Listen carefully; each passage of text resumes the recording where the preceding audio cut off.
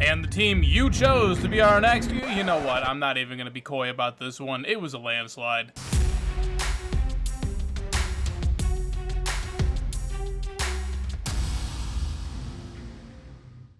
Yeah, you guys did not make this close. Our newest relegation league team will be the Kansas Jayhawks.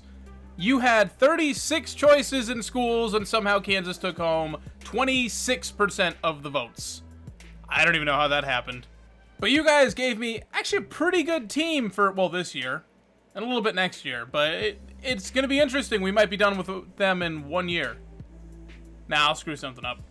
Our head coach is going to be Robert Thornton. He is our old middle linebacker from UMass. He was a JUCO product. Was really good for us. Not good enough to get drafted, but good enough to be our head coach. He's definitely also like 25. Now, we're in Conference USA, and it's loaded in here with head coaches. We got Les Miles, who just got fired from LSU. He's the head coach at Texas State. And we also got Bill O'Brien, just fired from Penn State. He's the head coach at Wyoming. Silver lining, the new head coach at LSU is Antonio Fry. So, the UMass alumni already starting to take root everywhere. Now, we'll flip through the roster real quick, and as you can see, it's pretty top-heavy already. So at quarterback, we got Aaron Thomas, a 92 overall quarterback. He is a senior, though. Behind him, we got an 83 overall redshirted junior. So that's unfortunate. Halfback, again, you're going to start seeing a trend. Deion Brooks, 95 speed, 99 excel. This guy is a monster, and I almost redshirted him. But I want to have him this year. Backing him up, Tom Ryan will be catching a red shirt. 91 speed, 88 excel. Not as great. But I'm going to go all in for this year, or at least try to. We've also got an 83 overall redshirted junior, and an 81 overall redshirted senior. So our backup is David Brooks, who's a 58 overall. Youch. Fullback, nothing really to speak of. Wide receiver, we got Paris Houston. I'm gonna call him Houston. That seems right. 87 overall. He's only a junior at least. We got Ian Drew, who's a redshirted senior. Ryan Charles is a redshirted junior. So all of these good players. Now Mullins is a redshirted sophomore. That's pretty good. Same. We have two Mullins. We have Mark and John Mullins. All right. They are not related somehow. But these two are actually going to have a chance for us, and obviously one more year at Houston. So wide receivers, pretty solid, both short and long term. Curtis Barron, 84 overall junior. Backing him up, we got a 75 overall redshirt junior. Left tackle is 76. Yeah, okay, that's garbage. But left guard, we got a 91 overall, again a senior redshirt. An 85 overall senior redshirt. 76 overall center, now again, nothing great. 87 overall right guard with a 77 backing him up. And 85 overall right tackle. So a really strong offensive line, and they're pretty much all leaving after this year. Defensive end, we got an 89 overall left end. That's great for us. Hopefully he can get us a ton of sacks. Right end, 80 overall senior. So he's not the best, but, you know, we're going to be hurting a little bit. D-tackle, again, redshirt senior. We are playing in a 4-3, and we're playing with the Kansas playbook. I think the head coach before was like the guy from Minnesota, Krill or Kiln or whatever the hell his name was. I didn't want to run the Minnesota offense. We're going to stick with Kansas. We'll stick with whatever the default school's playbook is, not who the previous head coach had. Left outside linebacker, again, a senior, but at least a 75 overall sophomore. Middle linebacker, 86 senior. Right outside linebacker, senior, and another senior.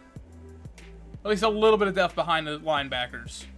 Cornerbacks, it's not great. Free safety, we're going to get 2 years out of Hawley, so that's nice. They had a terrible freshman class, though. I haven't seen any freshman who's above, like, is there? Nope, 63, I think is the best we've seen so far. And the kicker is terrible, and the punter is a senior. So this team is actually pretty good. Now, we're in Conference USA, and I gave North Texas a bunch of, like, elite recruits. So they're going to be a threat, and we've got a couple other teams, I can't remember who are pretty good overall. But not a bad conference. So as good as we are, like, we got to hurry up. Because basically after this year and next year, we're going to have 2 years of nothing unless I put together some real strong recruiting classes right out the gate. And so far, again, we can only scout 25% of them. But it's not looking great. So what I'm going to try and do is we're actually going to play a pretty tough schedule here. We're going to have 3 of the Big 10 teams, or Big 12, that one. Because if we win the conference, that's where we're going, so we might as well get warmed up. We're going to play at TCU, home for Nebraska and Oklahoma. Our conference schedule begins with Wyoming, but we're going to take a break, play at UMass, because I think we can beat UMass. I know them pretty well. Home for Les Miles and the Texas State Bobcats. Home for SMU, at Houston, at UTSA, at North Texas, at Vandy, and then home for UTEP. So the 2 good coaches in Bill O'Brien and Les Miles, we're going to be home for those, so at least there's that. But at North Texas is actually the most daunting game on our schedule, I think. Don't sleep on it. Now, the reason why he gave us this schedule, and we still only have a strength of schedule of B- because of the conference we play in, maybe we can win the Natty year 1. Now, that's going to be a long shot, and I really wish I had an FCS game to get used to the playbook and everything like that, so that's going to be enough of a challenge. But we've got a pretty solid foundation. This is comparable to what we won the national championship with UMass with last year. Now, I'm not going to get disappointed if we don't win the Natty, but I'm going to try and capitalize on this team right now. We're playing in the Conference USA. I got to have a good out-of-conference if we want to make any sort of waves. But then, if we can at least get promoted next year, we'll have an easier time. A worse team, but an easier time. And then after that, I mean, all hell's going to break loose. So now I'm going to jump forward, and we're going to get right into the first game. I don't know if today is going to be a doubleheader. I don't know how much longer this is going to take. And I don't know how good of a time we're going to have against TCU, but maybe it'll be a doubleheader today. I understand this is a 7-year-old game at this point, but who the hell was in charge of editing this headline? That's a possessive apostrophe. What are you guys doing? Is that black spot is actually attached to the Kansas logo?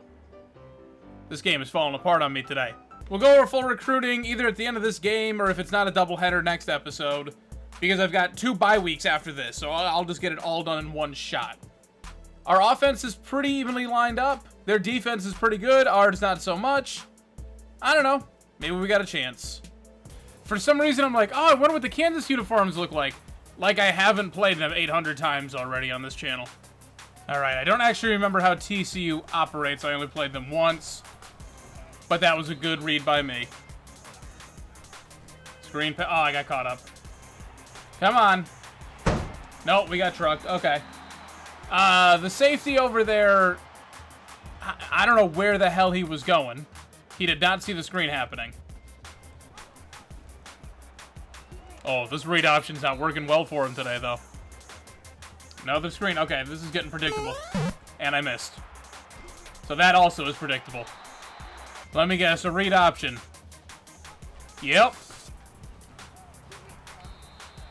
Oh, but he got positive yards on this one. Maybe it's not going to be a screen pass next. No, just a blown coverage by our guys. Cool.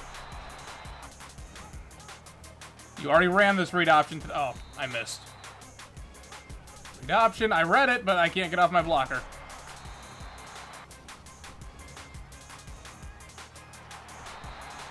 Great coverage, guys. We have not stopped the pass yet. And right there, I had a guy in the zone, and he just stood there watching. There we go. Houston with a catch. All right. First play is a positive one. And read option got another 8 yards. Lofted up. Yeah, okay. Accuracy's not quite there with this guy. He's a scrambling quarterback. That's what I should expect. Triangle got... Oh, my God. Triangle got open, and the 5 accuracy. Oh, he's taking off. We got him. Great coverage on that one. They took a little out route, but he only got 6, and he needed 9. Charles got open. Oh, beautiful pass. All right, that's what I needed to see. Actually, that's a terrible... Oh, my God, this guy cannot throw a spiral. Ooh, Charles, great play. No trucking, though. All right, coach is calling for a triple option. Sure.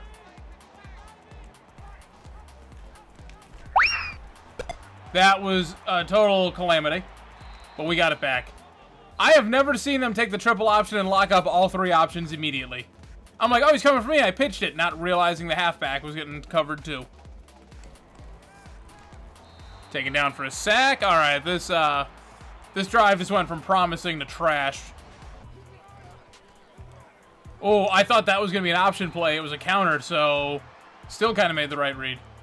This Smith guy is, he's a beast right now. He's already got 7 tackles so far. And that guy goes down for a sack. And he got hit as he threw.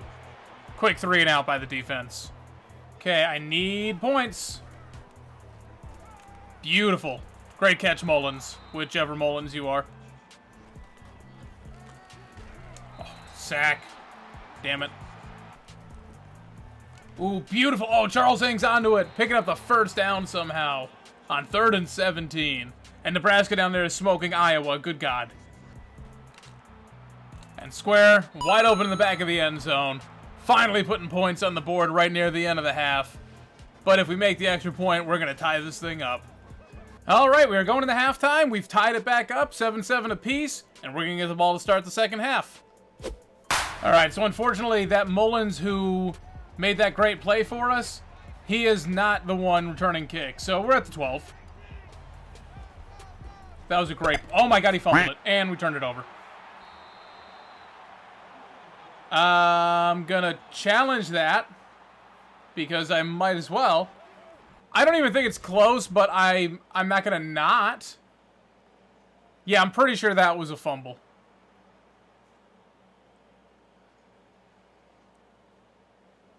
Yeah, there it goes. He's nowhere near the ground.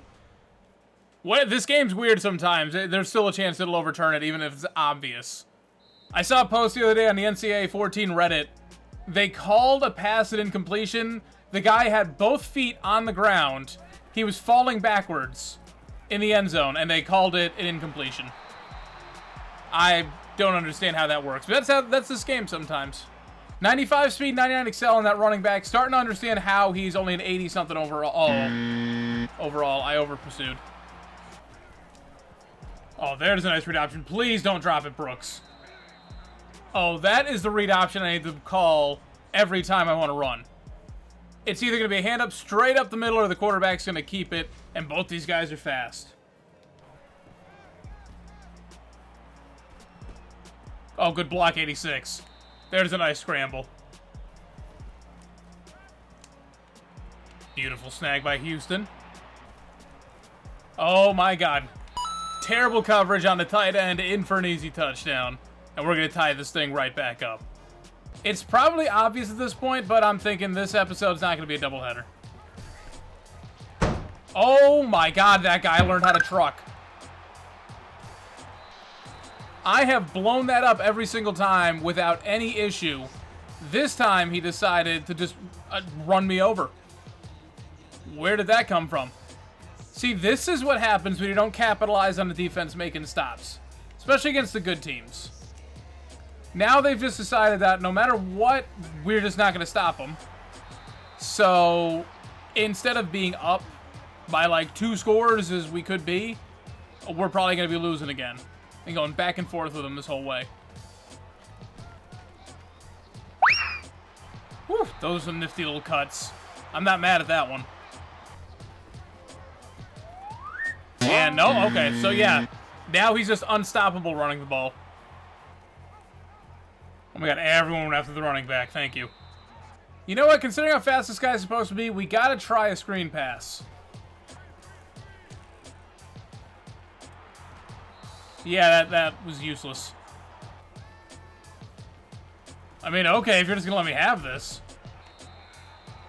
So, the funny thing, again, coach does not want to call the option play.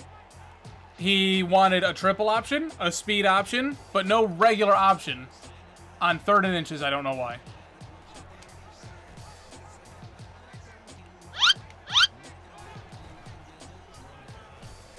If I didn't trip over the wide receiver, that could have been a touchdown. Another 3rd and short. Coach once again being stingy. Oh, safety blitz, huh? Jesus. 4th and 2, we got to go for this. Come on, Thomas. There you go. Breaking a tackle, picking up the first down. And he's hurt. Was it worth it? The problem is now we've just lost a running element. This guy is a pocket passer with worse passing stats, to be fair. Oh my god. He is so slow. It's so bad. Alright, I took the risk. I brought him back in.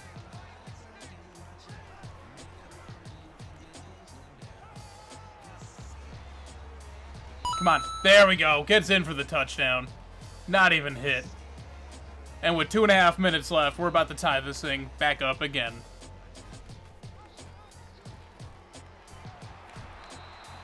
Oh, jeez, we cannot stop this running back.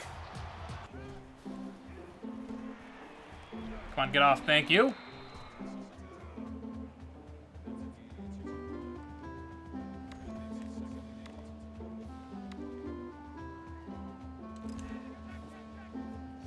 Oh, they just remembered. Now they're running a hurry up. That was a weird glitch, though, because I already huddled up.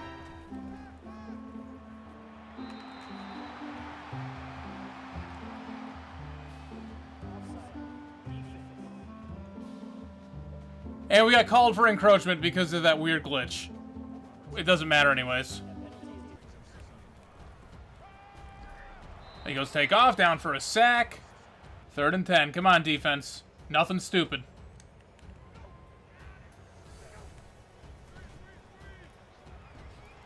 Dump off. Perfect. Timeout. Alright, 54 seconds and 1 timeout. It is a tie game. We can go to overtime even if we screw up here. But I'd rather not.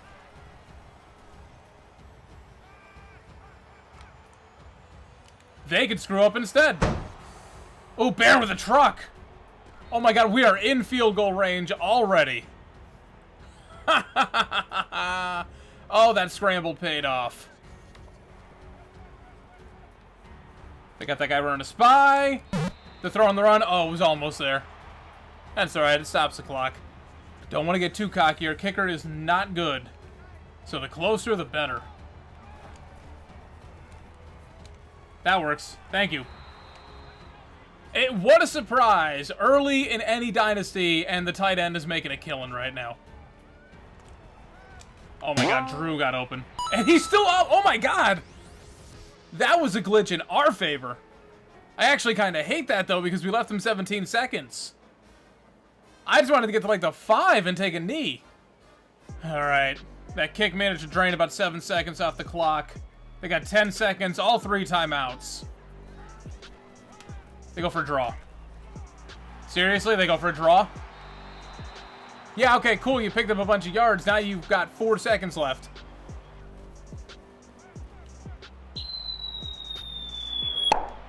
And broken up. That'll kill the clock. Whew, boy, that was way more interesting than I thought it was. I thought it was going to be a blowout going into it on our side. Then I thought we were about to get blown out. And then we managed to hold on and get a 1-touchdown victory. So, like I said, this team is pretty good. And once I started figuring things out, we got a chance. This could be a 1-year dynasty, guys. Although, Nebraska, what they're doing to Iowa. Oh, and then we got Oklahoma, too. Maybe I bit off a little more than I can chew here. But we got to do it. If we don't go through them this year and we get promoted, we're going to have to go through them next year anyways. Might as well try it now. Alrighty, so the final stats on the day. Thomas goes 14 and 19, 209 yards, 3 touchdowns, no picks. We did take 2 pretty bad sacks. Henderson, 1 of 2 for 4 yards in relief. Not terrific, but that's who we're stuck with next season. Rushing side, Thomas with 52 yards on the ground and the touchdown. Brooks had 36 yards on the ground. He didn't get much of an opportunity, but he did have a broken tackle. Both of these guys fumbled, although Thomas's was on a triple option. Ryan Charles, 4 catches for 61 yards. Houston had 3 for 38. Barron, 3 for 68 and a touchdown. Again, a tight end making big plays for us. But Ian Drew, out of nowhere, 2 catches, 21 yards, both of them touchdowns, including the game winner, which was an amazing catch. Tony Smith led the team with 9 tackles today. Now, that might not seem impressive depending on how you play, but we're playing 5-minute quarters. We never put up stats like that in the relegation league, so 9 tackles in the first game usually takes us like 2 or 3 weeks to get to 9 tackles. Incredible game for him, including 3 TFLs. Barry Brown, the D tackle, also getting 2 TFLs. Bell getting 1. Both the Browns were sacks, and then Smith also with a sack. Brandon Fisher with the only pass deflection today. And no forced fumbles, no interceptions. We lost the turnover battle, and we won anyways. That'll wrap this one up. Again, guys, these will be double headers going forward, but this episode, there was a pretty good amount in the beginning of it, and this was a back and forth. I played every single play outside of kickoffs. I even did the PATs, because I didn't want to screw this one up by missing a PAT at one point. Very rarely have I had to play, since we went to doubleheader format, the entire game of anything in the regular season. I didn't even play the whole game in the national championship. So, real good game here, but we did come out on top. I don't know if we're going to be ranked next week, but we're shaping up real well. Again, a couple bye weeks coming up for us, so you're going to get a real overhaul on the recruiting board next episode, right at the beginning. But, thank you guys so much for watching. If you liked the video, please be sure to hit like down below. If you want to see more from me, be sure to subscribe. Hit that notification bell to get it delivered directly to your inbox every single time I upload. Any thoughts, suggestions, whatever you may have, leave all that down in the comment section below. Everything you leave down there, I will always respond to, unless you are the trolliest of trolls. Thank you guys for watching. I'm Shane. I'm out.